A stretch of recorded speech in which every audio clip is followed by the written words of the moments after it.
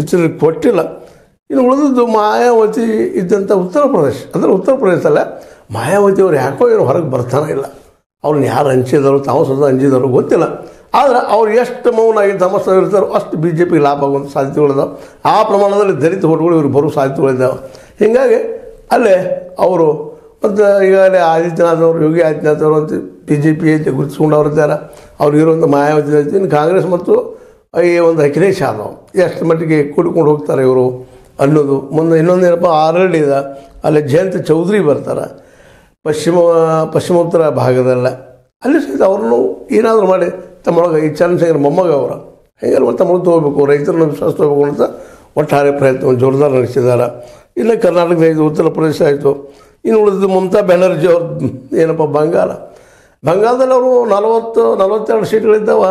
42 ಸೀಟ್ಗಳಲ್ಲಿ 42 ಇವರು ಈಗ ಹಿಂದೆ 16-17 ಅವರು ಪಡ್ಕೊಂಡಿದ್ದಾರೆ, ಮಾಡಿದ್ದಾರೆ, ಚಿಕ್ಕಾಡ್ಲದ. ಆದರೆ ಅಲ್ಲಿ ಈಗೇನಾಗಿಬಿಡ್ತಪ್ಪ ಅಂದ್ರೆ ಒಂದು ಸೈಡೆಡ್ ಆಗಿಬಿಡುತ್ತೆ. ನಾವು ಒಬ್ಬಳೇ ನಿಲ್ತೀನಿ, ನನ್ನ ಒಂದು ಪಾರ್ಟಿ ನಿಲ್ತದೆ, ಇಂಡಿಯಾ ಪರವಾಗಿ ಥರ ಹೇಳ್ಕೊಂಡಿದ್ದಾರೆ ಹೆಣ್ಮಗಳು. ಹೀಗಾಗಿ ಅಲ್ಲೂ ಸಹಿತ ತ್ರಿಕೋಣೀಯ ಇಲೆಕ್ಷನ್ ಆದ್ರೆ ಅದಕ್ಕೆ ಲಾಭ ಆಗೋದು ಯಾರಿಗಪ್ಪ ಅಂದ್ರೆ ಈ ಬಿ ಜೆ ಪಿಗೆ. ಹೀಗಾಗಿ ಎಲ್ಲ ಕಡೆಯಿಂದಲೂ ಒಳ್ಳೆ ಮೆಸೇಜ್ ಬರ್ತಾಯಿದ್ದಾವೆ. ಇಲ್ಲೆಲ್ಲ ಹಿಡಿದು ಪ್ರಯತ್ನ ಮಾಡ್ತಾಯಿದ್ದಾರೆ.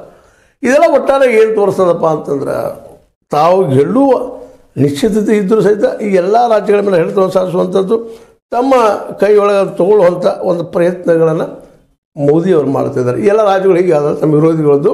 ಇನ್ನು ಸ್ವತಃ ತಮ್ಮ 14 ರಾಜ್ಯಗಳಿದ್ದಾವೆ. 14 ರಾಜ್ಯಗಳಲ್ಲೂ ಸಹಿತ ವಿಶೇಷವಾಗಿ ಪೂರ್ಣ ಪ್ರಮಾಣದ ಹಿಡಿತವನ್ನು ತಮ್ಮ ಕೈಯಾಗಿ ತೆಗೆದುಕೊಳ್ಳುವಂಥ ಪ್ರಯತ್ನವನ್ನು ಭಾಳ ಬ್ಯೂಟಿಫುಲ್ಲಾಗಿ ಮೋದಿಜಿಯವರು ಮಾಡಿದ್ದಾರೆ. ಹೀಗಾಗಿ ಮೋದಿಜಿಯವ್ರಿಗೆ ಇವತ್ತು ಅವ್ರಿಗೆ ವೈರಿಗಳೇ ಇಲ್ಲೇನೋಪ್ಪ ಅನ್ನುವಷ್ಟರ ಮಟ್ಟಿಗೆ ಅವರು ವ್ಯವಸ್ಥೆ ತೀರ್ಮಾನ ಮಾಡ್ಕೊಳ್ತಾ ಇದ್ದಾರೆ.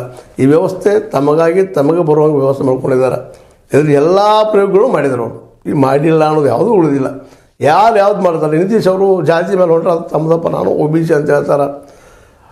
ಮುಂದೆ ಅದ್ರ ಜೊತೆಗೆ ಈ ನಿತೀಶ್ ಕುಮಾರ್ ಬಿಟ್ಟರೆ ಇವು ಲಾಲೋ ಮತ್ತು ತೇಜಸ್ವಿ ಯಾದವ್ ಹಣಿ ಸಲುವಾಗಿ CBI ಇಡಿಗಳು ಉಪಯೋಗ ಮಾಡ್ತಾರೆ. ಮುಂದೆ ಇನ್ನುಳಿದ ವಿರೋಧಿಗಳು ಹಣಿದಕ್ಕೆ ಇವೆಲ್ಲ ಉಪಯೋಗ ಮಾಡೋ ಜೊತೆಗೆ ಅಂಜಲಾರದವ್ರಿಗೆ ಗೆಳತನ ಮಾಡ್ಕೊಳ್ತಾ ಇದ್ದಾರೆ. ಯಾವ ರೂಪ ಬರ್ತದೆ, ಹೆಂಗೆ ಬರ್ತದೆ ಹಂಗೆ. ಹೀಗಾಗಿ ಇವತ್ತು ಮೋದಿಜಿಯವರು ವಿಶೇಷವಾಗಿ ಏನಪ್ಪ ಅಂತಂದ್ರೆ ತಾವು ಬಾಯಲ್ಲಿ ಹೇಳ್ತಾ ಇಲ್ಲ, ಈಗ ನಾ ವಿರೋಧಿಗಳನ್ನು ಏನಪ್ಪ ಅಂತಂದ್ರೆ ಮುಕ್ತ ಮಾಡ್ತೀನಿ ಭಾರತವನ್ನು ಅಂತ ಅನ್ನೋದಿಲ್ಲ. ಆದರೆ ಕೆಲಸವನ್ನು ಭಾಳ ವ್ಯವಸ್ಥಿತವಾಗಿ ಇವತ್ತು ಮಾಡ್ತಾಯಿದ್ದಾರೆ. ನಮ್ಮಲ್ಲಿ ಬಸವರಾಯರು ಹೇಳಿದಂಗೆ, ನಮ್ಮ ಸರ್ವಜ್ಞ ಹೇಳಿದಂಗೆ, ಆಡದೇ ಮಾಡುವನು ರೂಢಿಯೊಳಗೆ ಉತ್ತಮ. ಇವತ್ತು ಮಾತಾಡ್ತಾ ಇಲ್ಲ, ಅದರ ಕೆಲಸ ಮಾಡ್ತಾಯಿದ್ದಾರೆ ಈ ದಿಶೆಯಲ್ಲಿ. ಇದು ಒಬ್ಬ ಮನುಷ್ಯ, ಒಬ್ಬ ನಾಯಕ ಅಂದ್ಕೊಳ್ಳುವಂಥ ಮಾಡುತ್ತಿರುವಂಥ ಪ್ರಯತ್ನ ಇವೆಲ್ಲ ಯಶಸ್ವಿ ಆಗ್ತಾವ ಅನ್ನೋ ಒಂದು ಪ್ರಶ್ನೆ. ಆದರೆ ಇತಿಹಾಸವನ್ನು ಅಭ್ಯಾಸ ಮಾಡಿದಾಗ ಯಾರು ಜಾಣರು, ಯಾರು ಸದಾ ಅಲರ್ಟ್ ಇರ್ತಾರೆ, ಯಾರು ತಮ್ಮ ವೈರಿಗಳ ಚಲನವಲನಗಳನ್ನು ಕಂಡಿಟ್ಟಿರ್ತಾರೆ ಅಂಥವ್ರನ್ನ ಮತ್ತು ಜೊತೆಗೆ ಅವ್ರು ಮಾಡುತ್ತಿರುವಂಥ ಪ್ರತಿತಂತ್ರಗಳು ಮಾಡುವಂಥ ಒಂದು ಮಾನಸಿಕ ಸ್ಥಿಮಿತಿ ಮತ್ತು ಗಟ್ಟಿತನ ಹೊಂದಿರ್ತಾರೆ, ಮತ್ತು ಜೊತೆಗೆ ಸಂಘಟನೆ ಹೊಂದಿರ್ತಾರೆ. ಯಾವುದಿಲ್ಲ ಇವತ್ತು ಮೋದಿಜಿಯವರಲ್ಲೇ. ಸಂಘಟನೆ ಅಂತ ತಕ್ಷಣ RSS ಬಂದು ನಿಲ್ತದೆ. ದೊಡ್ಡ ಸಂಘಟನೆ ದೇಶವ್ಯಾಪಿ ಆಗಿದ್ದಂಥದ್ದು.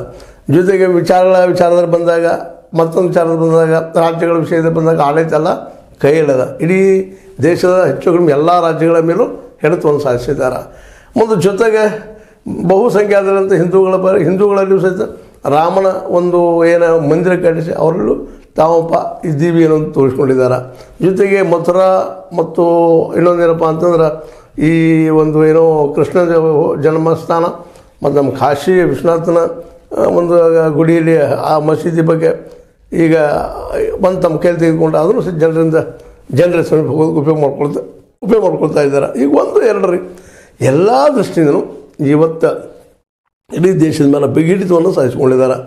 ಹೀಗಾಗಿ ಇವತ್ತು ಮೋದಿಜಿಯವರು ಏನಪ್ಪ ಅಂತಂದ್ರೆ ಗೆಲ್ಲುವ ಎಲ್ಲ ಸಾಧ್ಯತೆಗಳನ್ನು ಹೊಂದಿದ್ದಾರೆ ಅಂತ ಹೇಳ್ಬೋದಾಗಿದೆ. ಆದರೆ ಒಂದು 2-3 ಅಥವಾ 4 ಸಾಧ್ಯತೆಗಳು ಅವ್ರಿಗೆ ಸಾಧ್ಯ ಆಗ್ತಾಯಿಲ್ಲ. ಒಂದದ್ದು ಬೆಲೆ ಏರಿಕೆಯನ್ನು ಕಂಟ್ರೋಲ್ ಮಾಡುವಂಥದ್ದು. ಇಷ್ಟೆಲ್ಲ ಬುದ್ಧಿವಂತರಿದ್ದಂಥ ಮೋದಿಯವರು ಬೆಲೆ ಏರಿಕೆಯನ್ನು ಯಾಕೆ ಕಂಟ್ರೋಲ್ ಮಾಡಲಿಕ್ಕೆ ಆಗ್ತಾಯಿಲ್ಲ ಇವರಿಗೆ ಅಂತ. ಯಾಕಂದರೆ ಬೆಲೆ ಇವ್ರ ಕೈಗೆ ಸಿಗ್ತಾನೇ ಇಲ್ಲ, ಇವ್ರ ಕೈಗೆ ಇಲ್ಲದು, ದಿನಕ್ಕೆ ಹೆಚ್ಚಾಗ್ತಾನೆ ಹೊರಟದ ಬೆಲೆ ಏರಿಕೆ ಅನ್ನುವಂಥದ್ದು. ಅದೇ ಕಾಲಕ್ಕೆ ನಿರುದ್ಯೋಗ ಸಮಸ್ಯೆ. ಇವೆರಡು ಏನಾದರೂ ಪ್ರಬಲವಾಗಿ ಗೆದ್ದು ನಿಂತರೆ ಮೋದಿಜಿಯವ್ರನ್ನ ಇಷ್ಟೆಲ್ಲ ಪ್ಲ್ಯಾನ್ ಮಾಡಿದ್ರು ಸಹಿತ ಕಿತ್ತಾಕುವಂಥ ಶಕ್ತಿ ಅವೆರಡು